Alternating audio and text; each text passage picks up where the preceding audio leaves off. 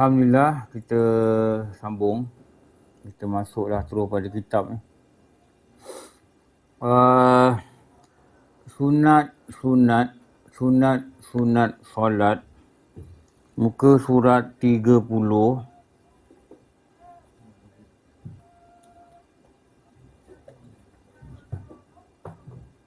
Membaca dengan suara perlahan di tempat-tempat lain selain daripada tersebut pada D.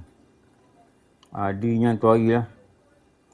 Semayang Jumaat, semayang raya puasa, semayang raya haji, gerhana bulan, gerhana minta hujan, tarawih dan 2 rakaat sunat yang dilakukan di waktu malam atau subuh. Mana perlahan ni baca apa? Baca Fatihah dan baca surah. Ni perlahan. Baca Fatihah dengan baca surah. Iaitu semayang zuhur. Tu kita dah baca tu. Semayang zuhur. Semayang asar. Baca perlahan. Sunat baca perlahan. Semayang seorang ke, semayang jemaah ke, sunat baca perlahan. Sunat mengiringi waktu. Ini nama dia sunat rawatib. Ni. Solat zuhur, solat asar, mengiringi waktu. Sunat rawatib. Rakaat ketiga semayang maghrib. Ni, kita tulis gini ya. Rakaat ketiga solat maghrib. 2 rakaat pertama tu kuat. 2 rakaat akhir isyak. 2 rakaat akhir isyak yang ni. 2 rakaat akhir bagi isyak. Nampak slide tak? Nampak Ustaz. 2 rakaat akhir isyak. Semayang gerhana matahari. Kenapa dia gerhana bulan dia baca kuat, gerhana matahari dia baca perlahan? Sebab gerhana matahari ni dia buat waktu siang. Okey. Sembayang yang lain. Yang lain tu lain-lain daripada yang atas tadi. Lain-lain daripada yang ni lah. Daripada yang ni. Yang ni. Apa lain daripada yang ni? Sunat tasbih. Ni. Kau dah baca satu lah. Sunat mutlak siang hari. Sunat nikah, tak kira malam ke siang. Witir selain daripada Ramadan. Witir ni mesti malam lah. Mesti malam. Sebab dia waktu dia lepas isyak. Lepas solat isyak. Sunat uduk, ni sunat lain. Sunat hajat, malam ke siang tak kira, sunat hajat. Itu kalau kita buat sembahyang hajat, kita jadi imam atau kita sembahyang seorang, kita tidak sunatkan baca dengan kuat. Tak sunat baca dengan kuat. Sunat tahiyatul masjid ke. Ni sunat lain ni. Sunat musafir. Sunat ihram. Dia ada cakap sunat ihram kat sini. Tak ada sunat ihram. Tak ada. Okey, ni dia cakap ni. Sunat ihram. Sunat zawal. Zawal ni sunat apa? Sunat gelincir matahari. Ni bukan sunat sebelum zuhur. Ni sunat gelincir matahari. Bila gelincir matahari, dia ada satu sebenarnya sunat. Sunat ni tak popular lah. Tapi dalam kitab Matlab Al-Barain disebut ni, sunat ni. Sunat zawal. Sunat zawal. Ni. Sunat tahajud. Tajuk ni dia tak sunat berjemaah sebenarnya. Tapi kat surau orang buat jemaah lah, itu latihannya. Itu untuk latihan. Sebenarnya kalau ikut hukum dia sunat dia seorang-seorang. Dia sunat dia seorang-seorang. Tapi kalau nak jemaah ni tak ada masalah. Guru kata kalau dekat pondok pun kalau sembahyang hajat tu orang buat jemaah je tak. Tak apa. Dia sebagai latihan. Tapi yang elok dia, sunat dia adalah sembahyang seorang. Awabin ni sembahyang sunat dalam maghrib isyak. Awabin. Iftiqarah. Ini semua sembahyang sunat yang disunatkan untuk dibaca dengan perlahan. Isra'. Kudum. Kudum ni kita musafir, kita balik, sunahnya kita berhenti di masjid.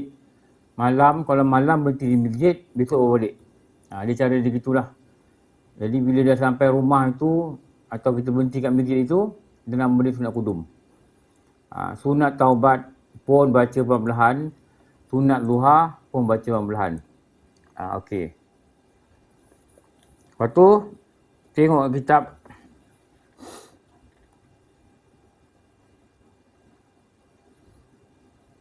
Menyebut amin. A, B, C, D, E, F. Lepas habis baca Fatihah. Bagi diri sendiri. Dan menyebut amin. Berserta amin yang disebut oleh imam.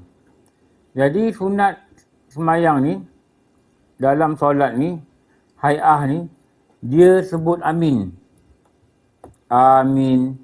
Sama ada dia semayang seorang-seorang atau dia semayang ramai-ramai, jemaah. Sebab apa? Amin. Dia sebut amin. Sama ada semayang seorang-seorang atau semayang ramai-ramai. Sebut amin. Okey. Dalam kitab ni dia tak ada dalil. Tapi dekat sini ada dalil. Ni kena ambil dalil ni.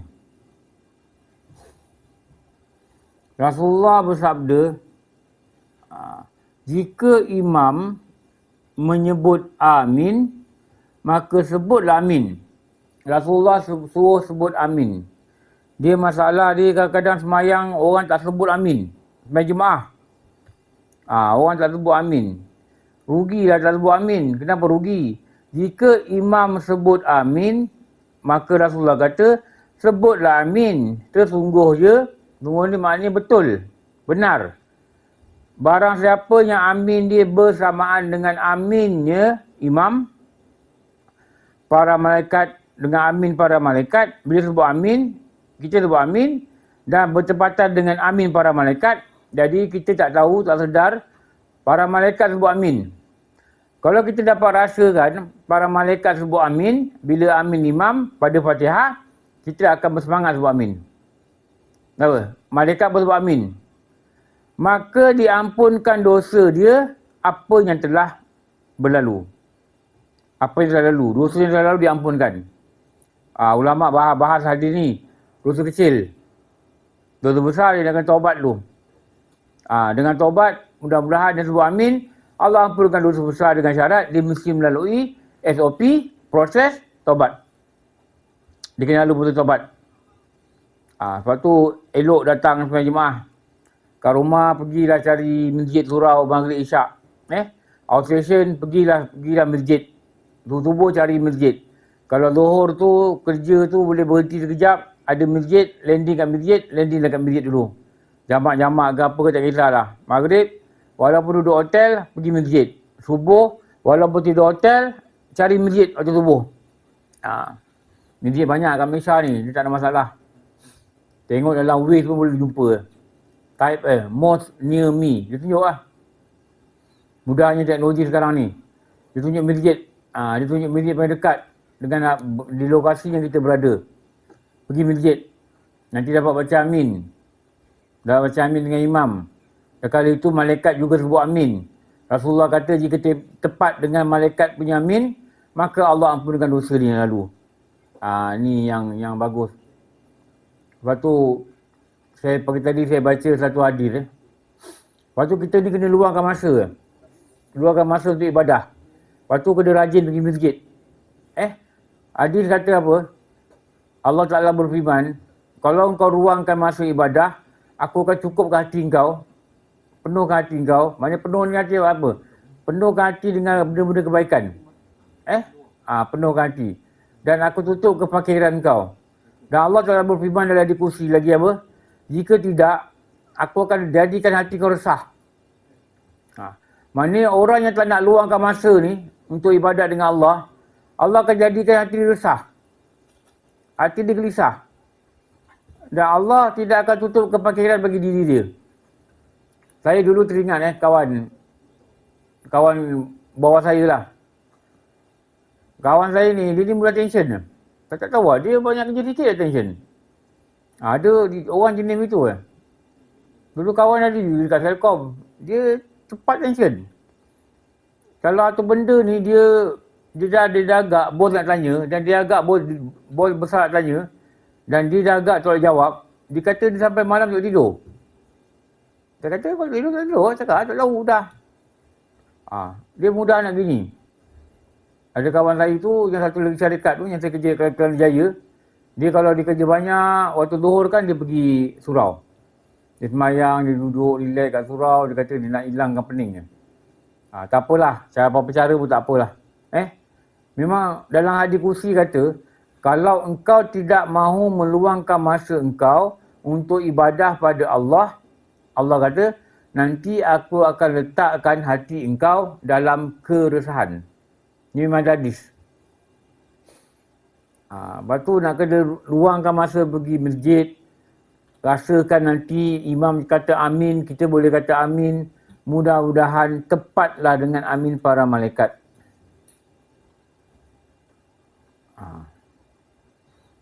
Ini adalah satu tambahan nota ni. Imam Ibn Katsir ada menyatakan, disunatkan bagi siapa yang baca surah Fatihah untuk menyebut selepasnya, selesai bacanya amin.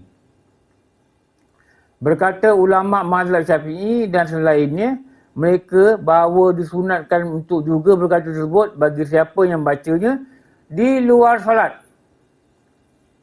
Kita baca tahlil ila rasul Nabi Muhammad Mustafa Rasulullah SAW wa ila ususan ila ruhi wal minat. Lepas tu Al-Fatihah. Kita baca Fatihah, sunat juga kita baca waladdallin, amin. Walaupun di luar sembahyang. Sunat baca itu, amin luar sembahyang. Walaupun membacanya di luar solat. Dan pada hak orang yang bersolat itu, lebih-lebih lagi. Orang dalam solat, lebih lagi sunat baca amin. Sama ada di solat sendirian, atau dia adalah imam, atau dia adalah makmum, dan juga pada semua keadaan. Apa saja keadaan kita baca Fatihah, sunat kita baca amin. Dalam solat, luar solat. Dalam solat, sembahyang sendiri, jadi imam atau jadi makmum. Sebab tu tengok selalu sembahyang subuh orang jarang cakap amin. Tengok dalam sembahyang subuh, pergi surau. Orang diam, rugi Dah lah penat pergi surau. Tak nak ambil kelebihan.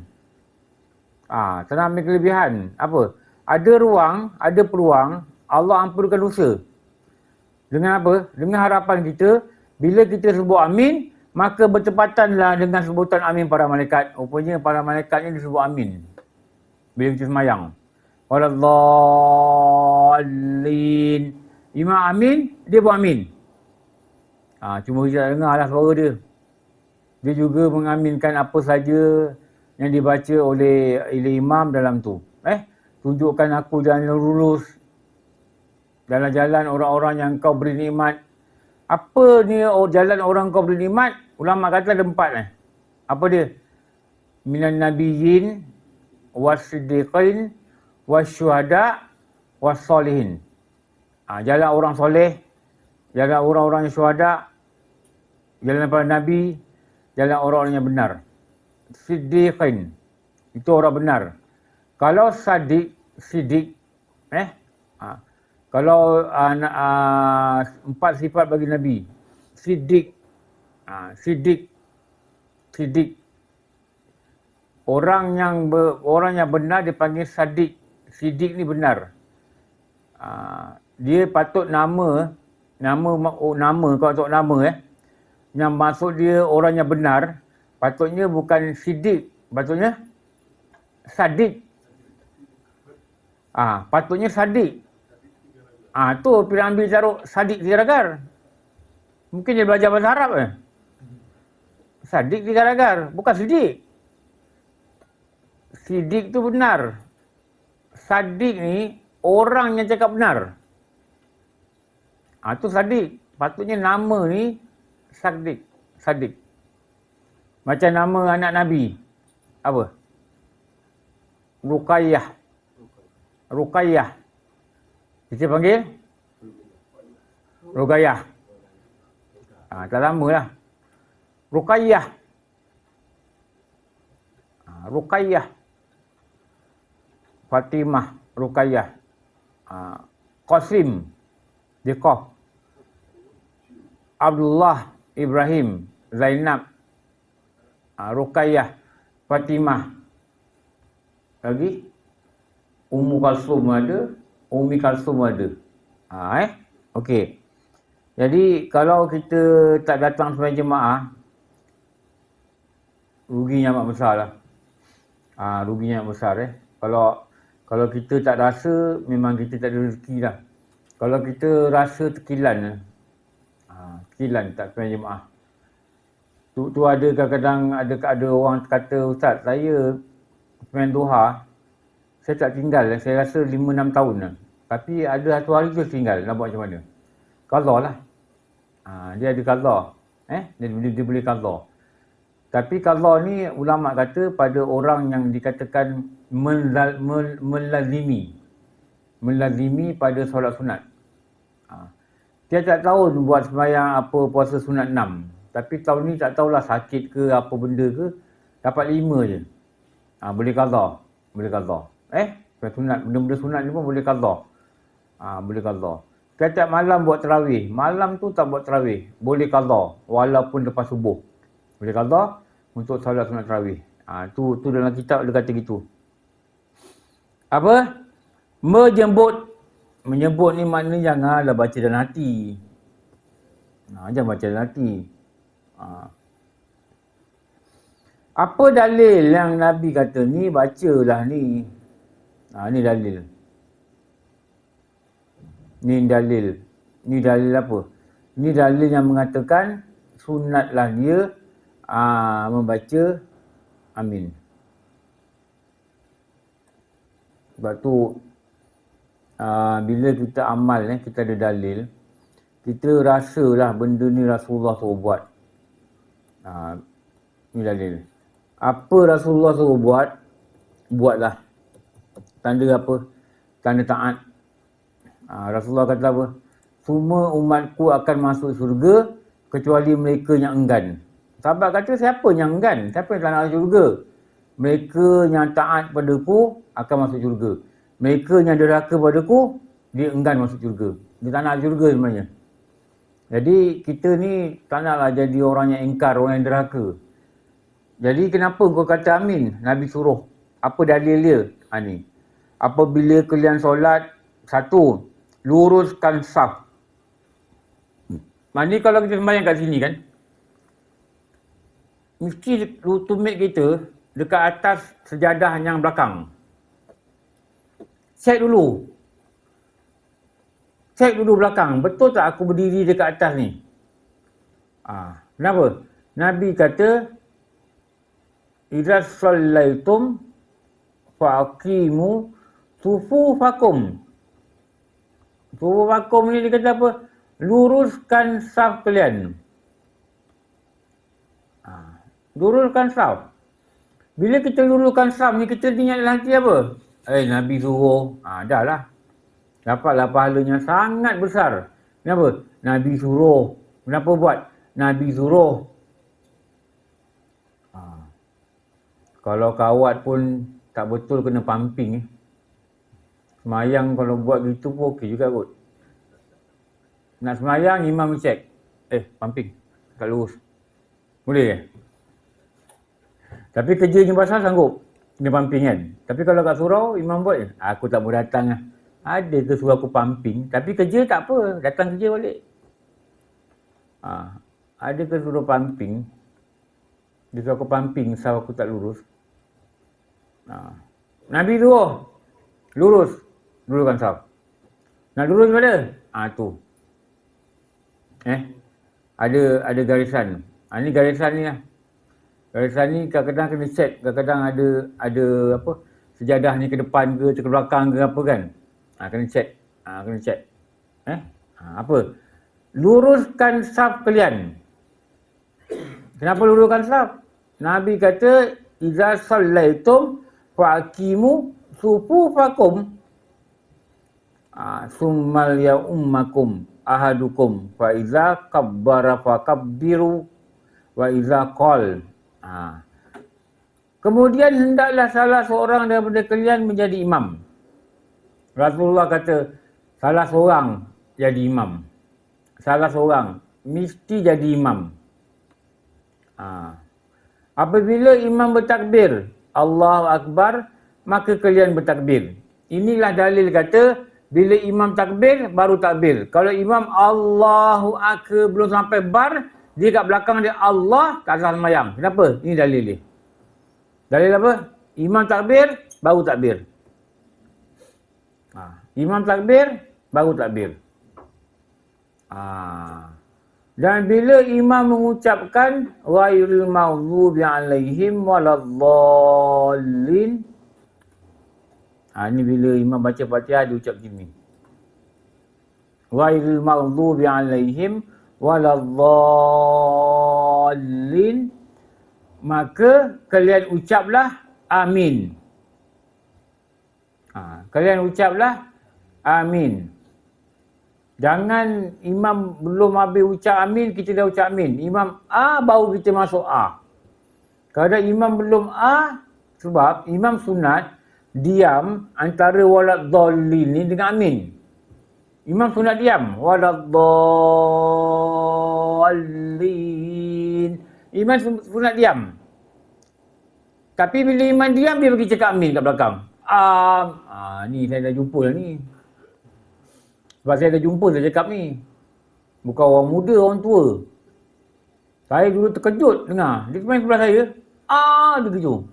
Saya kalau budak-budak saya tak heran. Ni orang tua yang terpelik. Dia orang tegur marah pula. Ini masalah ni. Lepas tu bacalah hadis ni. Bacalah hadis. Datanglah belajar. Ni datang semayang aja kat surau, lepas semayang cabut.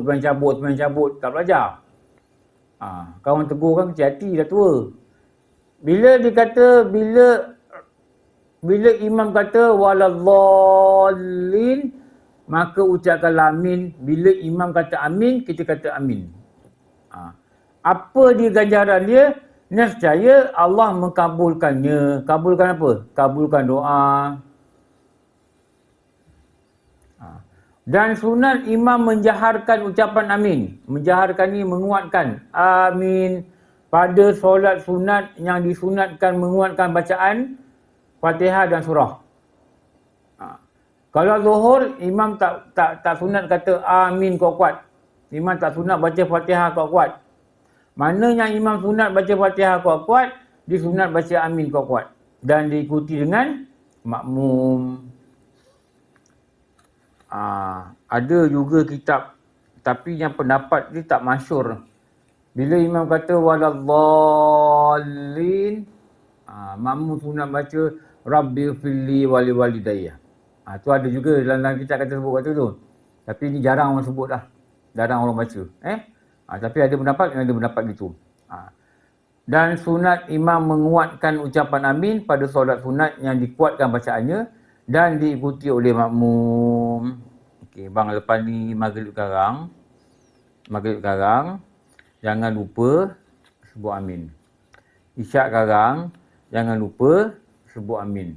Subuh besok, jangan lupa sebut amin. Katakanlah maghrib. Sini maghrib ada sembahyang? Tak ada dah? Maghrib sini orang dah balik lah? Orang balik ramai lah? Atau dekat atas mendat? Amin, dia kata. Teruk lah kalau maghrib pun pergi. Tu nak kena mandi dengan air tolak bala lah. tu dah bala menimpa diri dia. Saya cakap sungguh. Maghrib pun tak semayang, mendat lagi kat atas, ni bala menimpa. Teruk lah. Ingat kata-kata masa pergi pondok tu lagi lah. Tuan Guru Haji Abdullah. Saya tak tahu, dia kata lah ni lah. Dia rasa, dia luahkan rasa bimbang lah. Saya berbual dengan dia. Lah ni, mereka ni tak belajar tauhid ke lah. Dia kata lah. Umur dia 86 tahun. Mereka ni tak belajar tauhid. Kita buat pondok gini, mereka tak mai. Mereka ni orang kampung lah. Adalah mai, tak berapa orang mai. Banyaknya pelajar pondok je lah belajar. Kita pergi masjid Turau pun mereka tak berapa mai. Tauhid ni, benda penting ni. Saya kata Ustaz, bukan dekat Pendang tu, kat Pendang.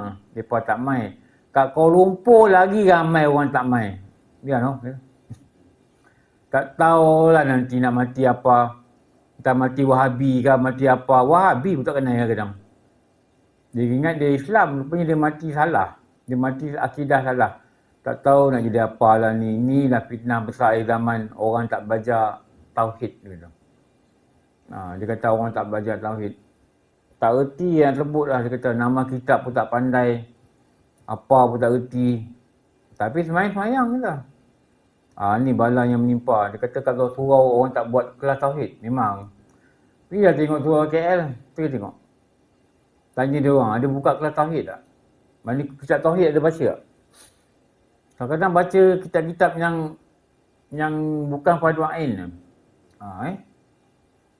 Baca yang bukan fardu ain jangan baca dulu lah. Kalau karya ni dia punya tauhid, dia punya fiqah, dia punya tasawuf, dia kelam kabut jangan buka kelas lain dulu. Jangan buka taranum dulu, jangan buka tadabbur Quran dulu. Tajwid baca sebulan sekali cukup, sebulan 2 kali cukup. Lepaskan hukum tajwid yang asal tu dah. Kalau tu dah cukup. Tapi tumpukan fardu ain. Ramai orang tak mengaji je. Tu dia kata dia bimbang sungguh lah.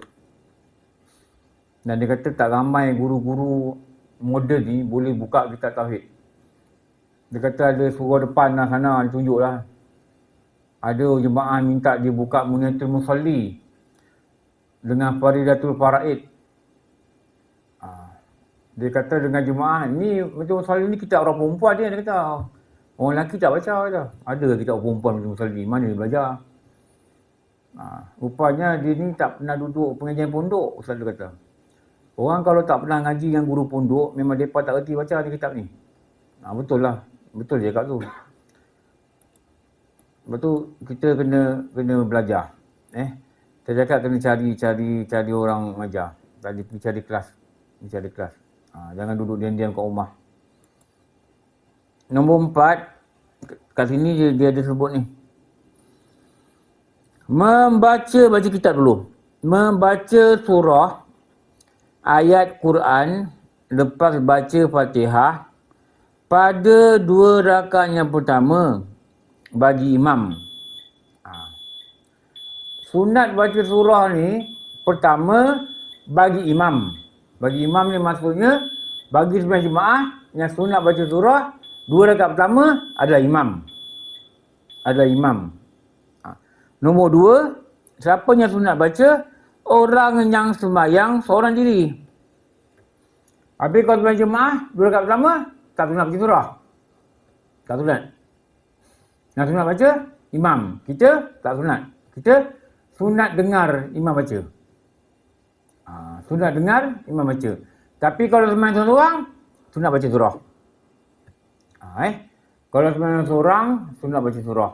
Kalau tinggalkan surah, dalam kitab kata, makruhlah sembahyang itu. Sembahyang sunat, tahu? Lepas zuhur. Sebelum zuhur. Lepas maghrib. Sebelum maghrib. Apa-apa dia sunat lah. Tak baca surah, hukum dia makruh. Tak baca surah, hukum dia makruh. Ramai orang tak baca surah, sunat. Fatihah turun, hukum dia makruh. Ulama kata hukum dia makruh. Tu baca surah tu. Okey. Macam ada Fatihah tu. Surah dibaca satu ayat je tak. Ada kata lepas makruh tu. Ya, boleh. Qul huwallahu ahad. Boleh. Lepas makruh kan. Tapi dia tak jadi afdal lah. Afdal ni surah yang lengkap. Kalau kita baca tak lengkap baca tak lengkap. Alif lam mim dzalikal kitabul la raiba fihi hudal lil muttaqin alladzina yu'minuna bil ghaibi yuqimuna sholata wa mimma razaqnahum yunfiqun. Allahu akbar. Itu tak lengkap. Sebab apa? Surah tu tak lengkap. Al-Baqarah tu kena baca lengkap. Kalau tidak baca pendek-pendek. Baca pendek tak apa. Inna a'tainakal kautsar fasholli li rabbika wanhar inna syani'aka wal abtar. Lagi bagus dia baca yang tadi. Kenapa? Yang tadi tak lengkap. Dia afdal ni, surah ni lengkap. Tu afdal. Ada ustaz pergi Palestin. Palestin. Lepas tu adalah ustaz Malaysia ni, dia jadi imam. Dia baca Tabbat syada abi lahabin wa tab. Dia baca surah tu lah. Lepas tu ada ulama' dari Palestin dia kata, kat sini kami tak baca surah tu. Kenapa? Surah tu menceritakan kisah bapa saudara Nabi. Bapa saudara Nabi tu. Abu apa nama dia? Abu Lahab. Kenapa? Mereka tak nak Nabi ni bersedih mengenalkan bapa saudara dia ni yang kafir. Lepas tu diorang tak baca surah ni lepas sembahyang. Tabbat syada abi lahabin wa tab. Kami tak baca. Dia cakap dengan ustaz yang Malaysia ni lah. Ustaz Malaysia ni balik dia cerita lah dengan seorang ustaz ni. Ustaz ni cerita dalam kelas dia. Mereka tak baca surah tu. Bukan salah baca, mereka tak baca. Kenapa? Demi menjaga tak nak Rasulullah kecil hati. Allah kita sampai peringkat tu lah mereka ni sangat berhati-hati. Bukan salah, mereka sangat berhati-hati. Okey. Apa lagi dia kata? Sunat baca bagi imam 2 rakaat pertama. Atau orang yang sembahyang seorang diri baca surah 2 rakaat pertama. Dan surah itu mestilah mengikut susunannya yang ada dalam mishaf Quran dan jangan ditunggang terbalikkan. Apa maksud dia ikut susunan? Nanti saya tunjuk kat sini ya. Dia gini lah. Dia gini. Kalau dia ada dua rakaat macam surah ni. Ni rakaat pertama. Ni rakaat pertama.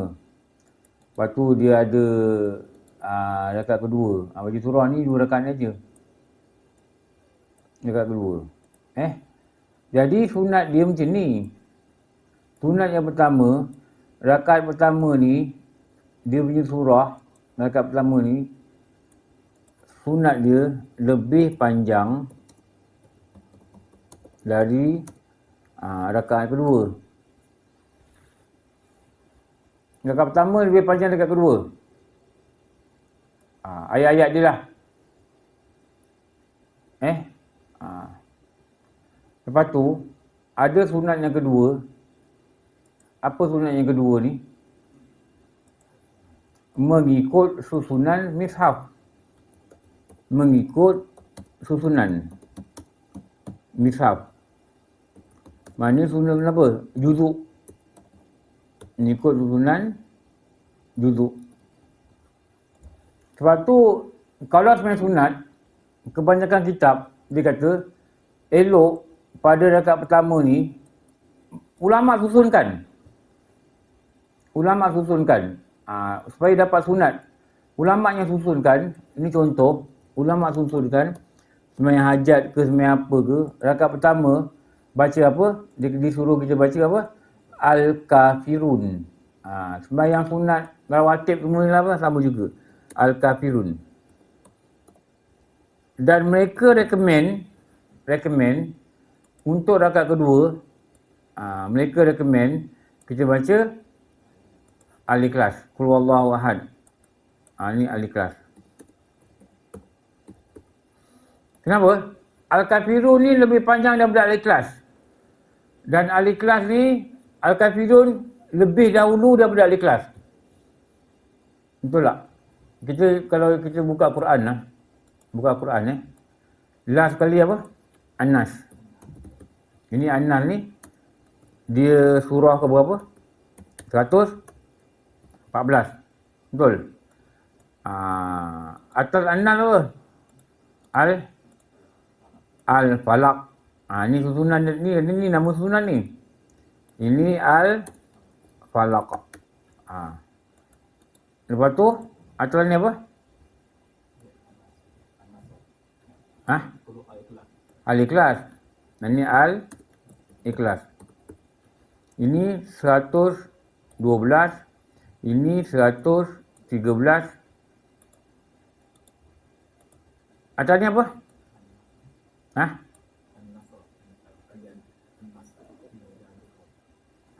Surah apa tu? Idajah. Bukan Idajah. Apa? Cuba tengok. Boleh ingat. Aduh. Apa tu? Alah. Cuba tengok apa? Tengok tadi. Al-Masad.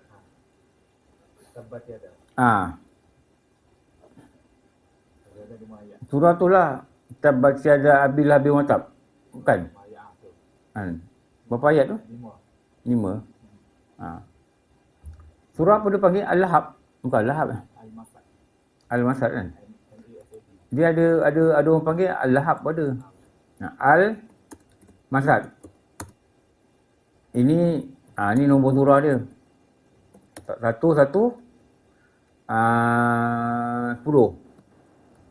Betul tak?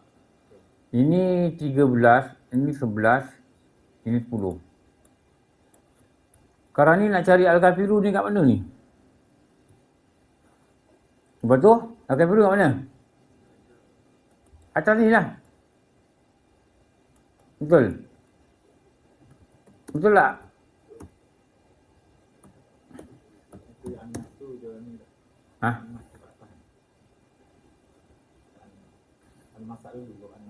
An-Nas 114. Betul. Al-Falaq 113. Betul. Ini bukan An-Nas. Ini surah apa? Dia atas daripada Al-Ikhlas. Ni Al-Masad kan? Ni Al-Masad. Okey, tak apa. Ni 111. Al-Kafirun 100. Satu dia An-Nasab. Atas Al-Masad tu An-Nasab. Baru Al-Kafirun. Baru Al-Kafirun.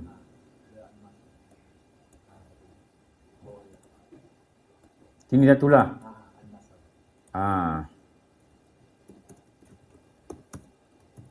Ini 100. Betul ni, betul. Ni Al-Kafirun. Al-Kafirun ni baru surah 100. Itulah 9. Betul. Okey, terima kasih. Ni dah 10. Okey, kita dah tengok ni.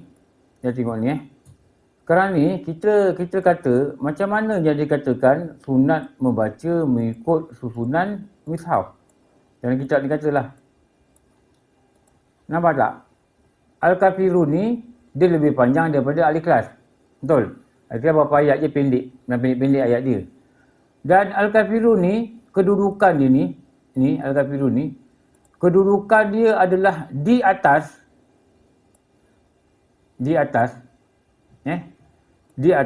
berbanding dengan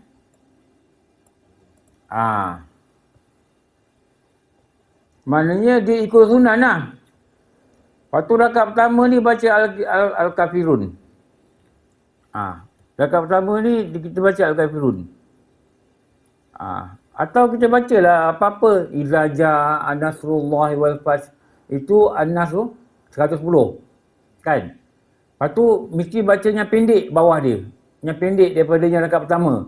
Dan yang pendek mesti di bawah. Susunan di bawah. Maknanya 110, 11, 12 dan macam bawah. Jadi yang pendek di bawah adalah Qul Huwallah. Al-Masad dia lebih kurang macam An-Nas. Dia punya panjang. Tapi yang pendek ni apa? Al-Ikhlas. Sebab tu ulama' dia bagi contoh bacaan pada sembahyang sunat, baca Al-Kafirun, baca Al-Ikhlas rakaat kedua. Kenapa? Supaya kita dapat pahala rakaat pertama lebih panjang daripada rakaat kedua.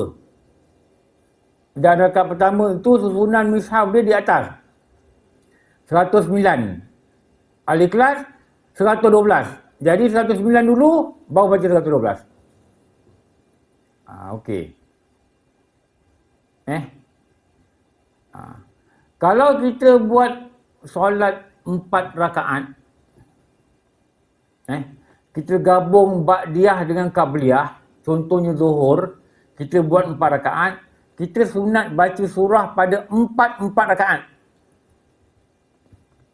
Baca. Al-Kafirun, Qul Allah, Al-Falaq, An-Nas. Tengok orang sembahyang witir 3 rakaat. Rakaat pertama dia baca apa? Dekat surau lah selalu. Al-A'la kan? Sabbihi wa rabbikal a'la. Al-A'la ni kan atas lagi. Atas daripada Kafirun lagi. Rakaat kedua dia baca apa? Qul ya ayyuhal kafirun. Betul. Rakaat ketiga dia baca apa? Qul Allah, Qul al falaq, Qul bin-nas. Nampak? Ulama susun. Tatih. Dia susun. Kenapa? Sabbil Rabbika A'la ni kat atas. Dan dia jauh lagi panjang daripada surah bawah. Lepas tu baca Al-Kafirun. Maknanya yang atas ni Sabbil Rabbika A'la ni, surah Al-A'la ni dia panjang. Al-Kafirun ni pendek. Dan A'la ni berada kat atas, Al-Kafirun berada kat bawah. Itu 2 rakaat pertama witir. Lepas tu rakaat terakhir dia susun Al-Falaq, Al-Ikhlas, Al-Falaq, An-Nas, berukuk. Itu susunan dia. Kenapa? Mengambil panduan pada ulama kata sunat baca rakaatnya atas itu panjang, rakaat bawah ni pendek, dan rakaat atas itu surah dia berada di atas dan bawah itu surah dia berada di bawah. Tu panduan dia lah. Tu panduan ni kita baca surah. Saya ngeri juga tengok orang maghrib baca surah Yasin pun ada. Ada baca Al-Kahfi pun ada. Maghrib ni kita kena faham. Maghrib ni kita tak sunat azan panjang-panjang. Tahu? Maghrib kalau azan hayya 'alas solah, hayya 'alas solah, hayya 'alal falah, hayya 'alal falah. Gitu je azan dia. Maghrib. Kenapa? Maghrib ni masa dia pendek. Pada pendapat pada kaul-kaul yang dikatakan masa pendek, 9 minit je maghrib ni habis. Itu kaul Imam Syafi'i yang 2. Jadi bila semayang pun jangan baca surah panjang-panjang. Tak disuruh maghrib baca surah panjang. Baca, lepas tu ulama syorkan baca Kafirun dan Qul Allah je maghrib ni. Supaya dapat pahala rakaat pertama panjang dekat kedua dan dapat pahala ikut sunan. Ikut sunan apa? Sunan mishaf. Sama juga saya nak beritahu ni, semayang sunat subuh jangan baca surah panjang. Sebab Aisyah kata Rasulullah berdiri semayang sunat subuh sekadar baca Fatihah. Dia congak Rasulullah berdiri ni semayang sunat subuh sekadar baca Fatihah. Ada lagi satu hadis Rasulullah kata, kami melihat Rasulullah semayang sunat subuh hingga kami syak, dia habis tak baca Fatihah. Kenapa? Kejap dia berdiri. Dia dah rukuk. Itu cara semayang sunat subuh. Jangan baca-baca panjang. Kau baca surah pendek. Kenapa? Rasulullah buat macam itu. Isteri dia ni tengok dia semayang. Dan dia cerita dengan para sahabat. Sehingga kami syak, adakah dia membaca Fatihah atau tidak. Maknanya dia syak, Rasulullah ni baca habis tak? Kenapa? Dia semayang sunat subuh pendek dia berdiri. Kejap dia rukuk dah. Itu sunnah dia. Itu sunnah dia. Lepas tu, jangan lama-lama sangat. Kadang-kadang orang azan subuh pukul 6, ada surau 6.20 baru semayang. Lama sangat. Lama sangat. Agak-agak lah azan tu 5 minit. Main sunat tu 3-4 minit dah. Bangun je. Bangun kamat. Bangun kamat. Terutamanya waktu maghrib. Sebab tu ada tempat, terutamanya kalau kita tengok masjid India, dia tak ada semayang sunat sebelum maghrib. Pergilah tu. Mirip Bukhari. sebelah sekolah Victoria, tahu Masjid Bukhari. Tu. Dia azan aja jadikan imam tu keluar dari bilik azan pun dia kamat. Dia tak peduli dia main sunat ke apa kamat. Kerana kita tak tahu. Kita selalu depan, kita main sunat. Dia keluar dia kamat. Ni leceh ni. Main nampak sembahyang nanti tak berapa cantik lah. Kita main sunat, orang dah berdiri Allahu Akbar. Begitu. Kalau begitu kita nak buat, boleh kita berhentikan pada satu rakaat. Satu rakaat kita duduk, kita beri salam. Niat menukarkan pada sunat mutlak. Boleh gitu. Apa? Kita tak tahu yang ada orang ni tak main sunat. Kita tukar juga kan. Macam kita datang sembahyang sunat, kalau ada surau dia ada nombor kan. Kamat 1 minit, lepas tu 59 saat, 58 saat ada. Kita nampak lah. Ada surau tak ada tanda. Kita tengok ni nampak lah, boleh ke? Kita sembahyang. Sembahyang baru rukuk, baru sujud, orang kamat. Waktu tu kita berhenti pada satu rakaat, kita niat tukar sunat mutlak, kita beri salam dan kita sembahyang jemaah. Tu ada guru-guru dia ajar begitulah cara dia. Okey. Jadi susunan ni bila kita baca ikut susunan ni, maka dikatakan dapatlah kita pahala baca surah 1. Nombor 2, dapat ikut baca pahala baca surah ikut susunan mishaf 2. Nombor 3, dapat pahala baca surah rakaat pertama lebih panjang daripada rakaat yang kedua. Tu nak kena faham. Okey. Sekarang ni kita tengok apa dalil. Ni. Terdapat banyak hadis yang menerangkan surah-surah yang pernah dibaca oleh Rasulullah SAW. Antaranya Abu Barzah Al-Aslami ketika menceritakan tentang waktu-waktu Nabi sembahyang menyatakan bahawa dan bagi dia sembahyang subuh dan bila selesai sembahyang, seseorang itu akan kenal orang yang bersebelahan dengannya dan bagi dia membaca dalam 2 rakaat sembahyang subuh atau dalam 1 rakaat antara 60 hingga 100 ayat. Rasulullah sembahyang subuh, dia baca surah, dia baca ayat 60 hingga 100 ayat. Sampai orang ni boleh kenal siapa sebelah dia sebab lamanya. Dia baca 60 hingga 100 ayat. 60 hingga 100 ayat. Kalau sajadah 30, kalau al-mulk 30. Abdullah bin As-Sa'ib radhiyallahu an menceritakan bahawa Rasulullah pernah sembahyang subuh bersama kami di Mekah. Bagi dia membaca surah Al-Mu'minun 118 ayat. Baca lepas Fatihah harum. Dan setelah sampai ayat yang menyebut tentang Nabi Musa atau Nabi Harun atau Nabi Isa, bagi dia batuk. Lalu bagi dia rukuk. Di situ Rasulullah pernah batuk baca surah ni. Batuk, lepas tu dia rukuk. Nak cerita apa ni? Nak cerita dia panjang baca surah apabila dia baca di sembahyang subuh. Ni. Sunat membaca surah yang panjang pada rakaat pertama pada rakaat kedua. Tadi saya sebut tadi.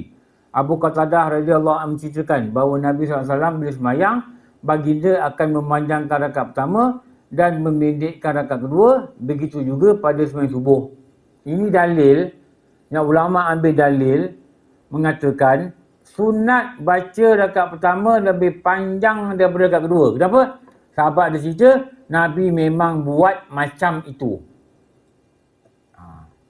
Kalau rakaat pertama baca Qul Huwallah, rakaat kedua baca Al-Kafirun. Tak kena lah. Kenapa tak kena? Qul Huwallah tu lebih pendek daripada Al-Kafirun. Kalau baca Qul Huwallah, rakaat kedua baca Wal As. Dapat pahala apa? Rakaat pertama lebih panjang rakaat kedua. Tapi tak dapat pahala ikut susunan. Kenapa? Qul Huwallah rakaat pertama, Wal As ni atas. Dekat atas. Bila baca Qul Huwallah rakaat pertama, dekat bawah ni Al-Falaq An-Nas, dia lebih panjang di Qul Huwallah. Jadi kita tak dapat pahala apa? Tak dapat pahala ikut susunan mishaf. Bukan, tak dapat pahala rakaat pertama lebih panjang rakaat kedua. Kalau baca Qul Huwallah, nak dapat sunan, mesti baca Al-Falaq rakaat kedua. Dan dapat pahala ikut sunan. Tapi tidak dapat pahala apa? Yang pertama lebih panjang daripada rakaat kedua. Tu nak kena belajar tu. Kau dia tak tahu. Boleh tak baca rakaat pertama Qul Huwallah, rakaat kedua Qul Huwallah? Boleh. Tapi tak dapat pahala rakaat pertama panjang rakaat kedua. Tak dapat pahala rakaat pertama dia berada di atas susunan juzuk berbanding dengan rakaat kedua. Tak dapat pahala, tak dapat lah. Kita ni semayang ni kalau boleh nak tamak lah pahala.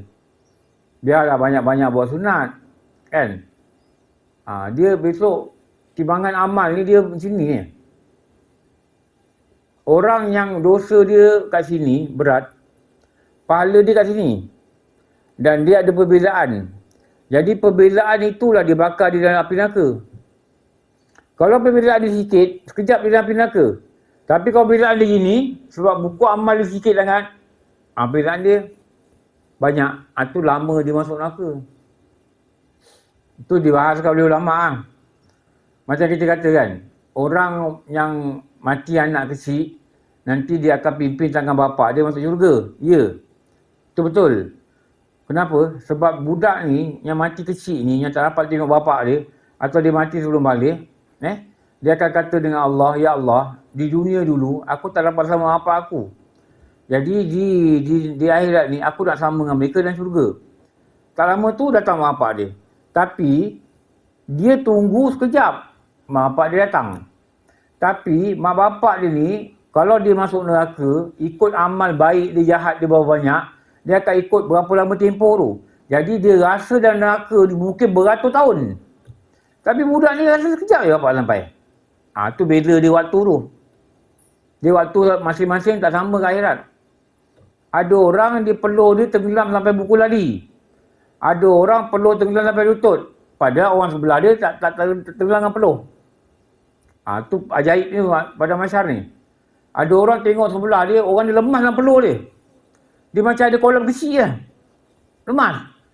Dia kata dia tak buat peluh pun. Sebab dia tak ada dosa. Dosa dia mungkin sampai buku lali je tenggelam peluh dia. Tapi orang ni kat dunia dia buat apa tak tahu. Nampak dia tenggelam dengan peluh dia. Ada sampai sini. Ada sampai sini dia cungap dekat padang mahsyar dengan peluh dia. Dulu Ustaz Nazmi cerita kan. Dia pergi Syria lah hantar bantuan. Habis bila nak lepas ke airport Jordan, diorang masuk dari Jordan. Dia pergi dengan seorang orang Syria ni. Orang Syria ni yang nak masuk Jordan, lepas tu nak bawa. Sampai ke airport Jordan, dia kata, budak ni masuk, budak yang tolong jadi pemandu ni, bunyi, bunyi tu lah. Padahal buka tali pinggang pun bunyi lagi, Lepas tu yang jaga dekat airport ni cakap dengan budak ni, kenapa kau ni bawa apa ni? Tak ada apa bawa pun kau bunyi. Jam pun dah buka.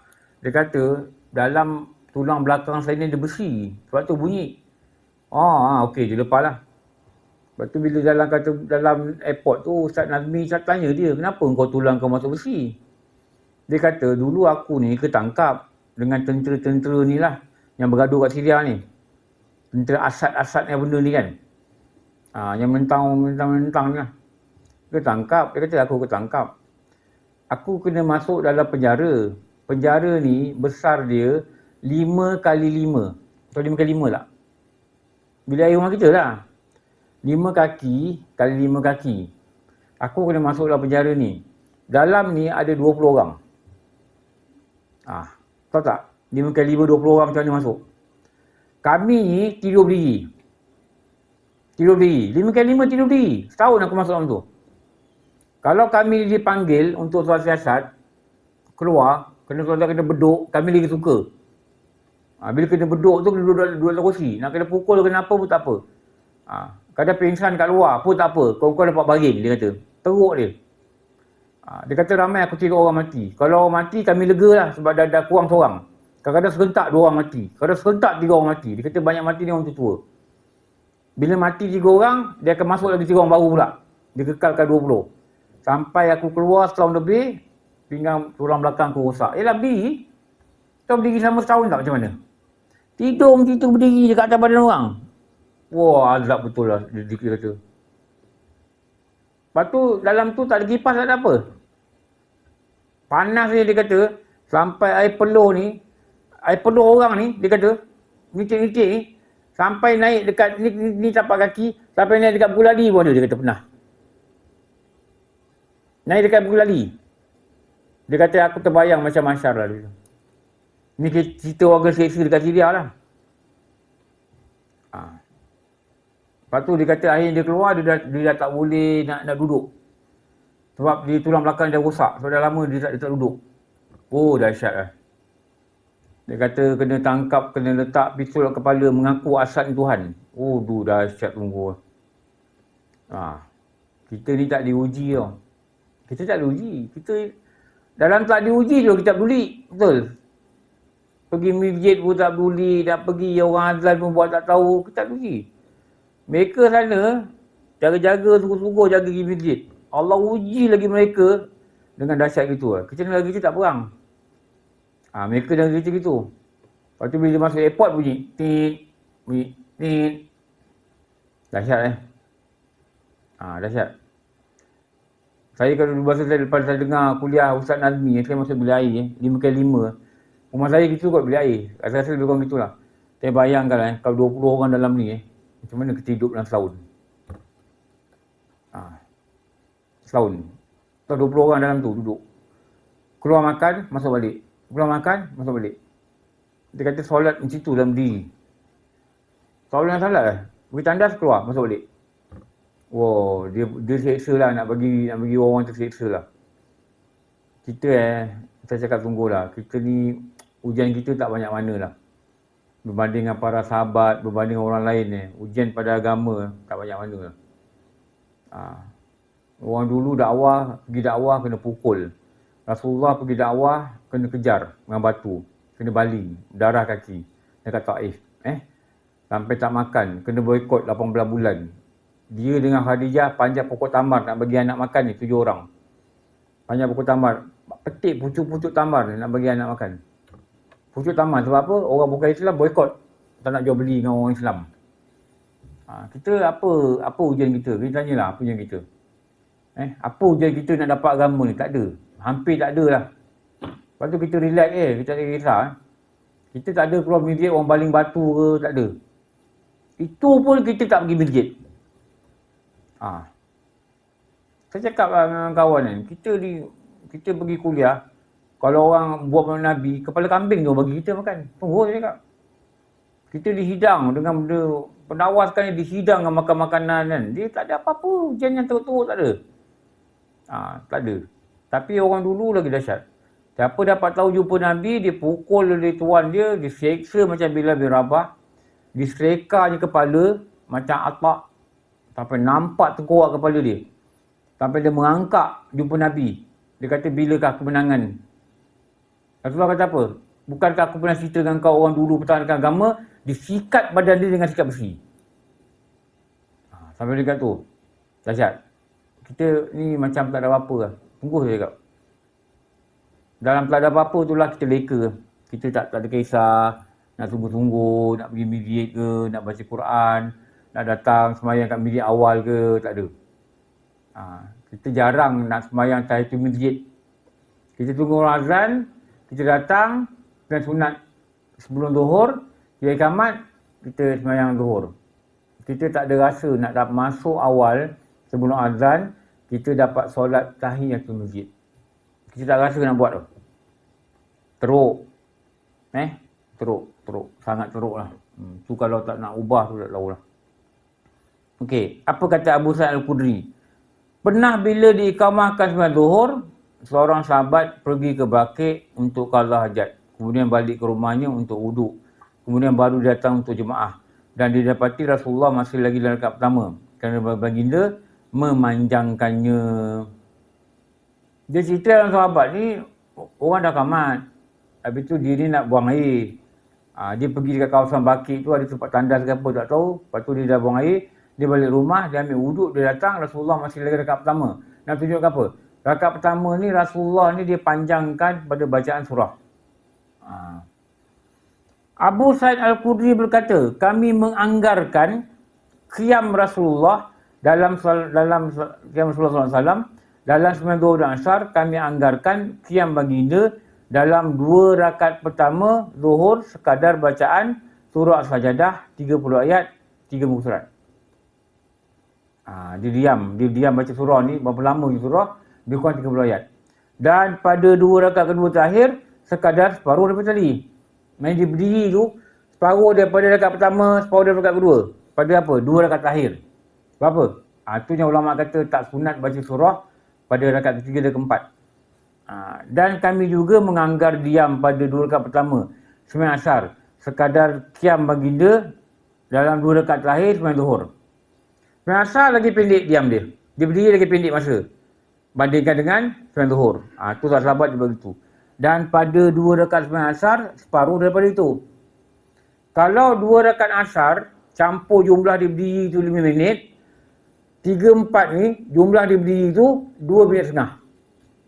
Separuh daripada yang tu. Dan asar ni, dia berdiri ni, masa dia lama, separuh daripada zuhur. Mana zuhur lagi lama. Tu mereka menganggar-anggarkan. Kenapa? Mereka nak ikut betul-betul macam mana Rasulullah sembahyang. Kita tak buat. Sahabat dulu dia perhati betul-betul.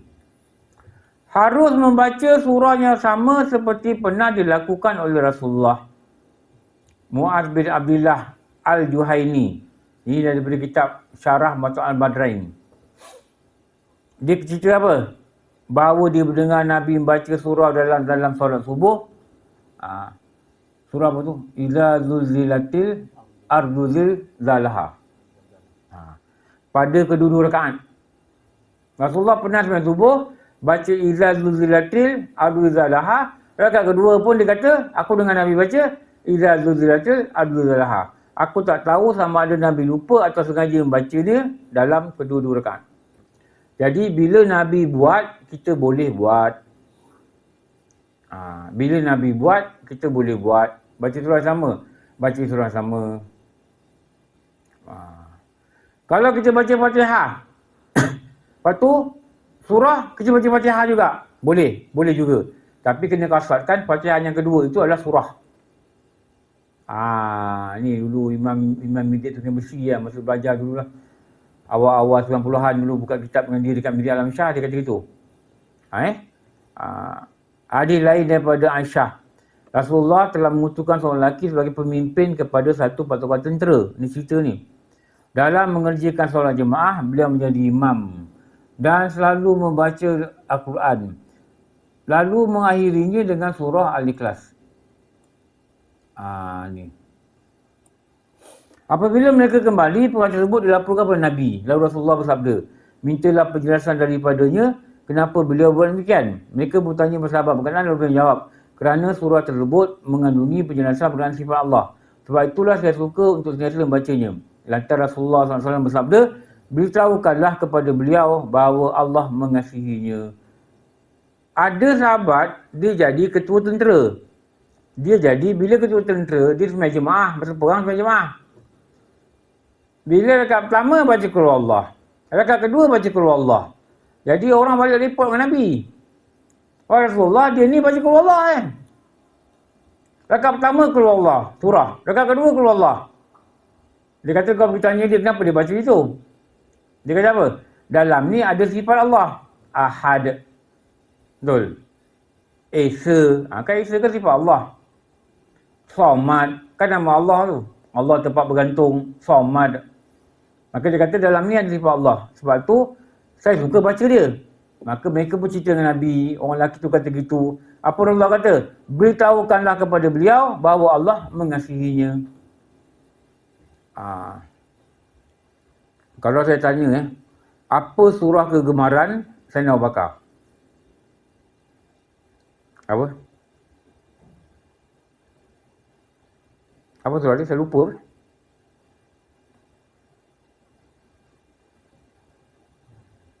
Bukan dalam tarakai. Inna anzalna. Ara'aital ladzi yukadzibu biddin. Surah apa tu? Ara'aital ladzi yukadzibu biddin. Sayyidina Abu Bakar dia kalau jadi imam dia suka baca surah ni. Fadzalikal ladzi yad'ul yatim. Dia baca surah tu. Jadi kalau kita baca surah tu, kita niat apa? Ikut sahabat. Siapa? Sayyidina Abu Bakar. Boleh? Boleh juga. Sebab apa Rasulullah kata apa? Sahabat-sahabatku ibarat bintang di langit. Siapa yang ikut, dia dapat petunjuk. Alhamdulillah Rabbil Alamin. Wassalatu wassalamu ala sayyidina wa maulana Muhammad wa ala alihi wa sahbihi ajma'in. Rabbana atina fid dunya hasanah wa fil akhirati hasanah wa qina adzabannar. Sallallahu ala sayyidina Muhammad wa ala alihi wa sahbihi wa barakatuh. Walhamdulillah Rabbil Alamin. Ampun maaf. Nabi Allah alam. Assalamualaikum warahmatullahi wabarakatuh.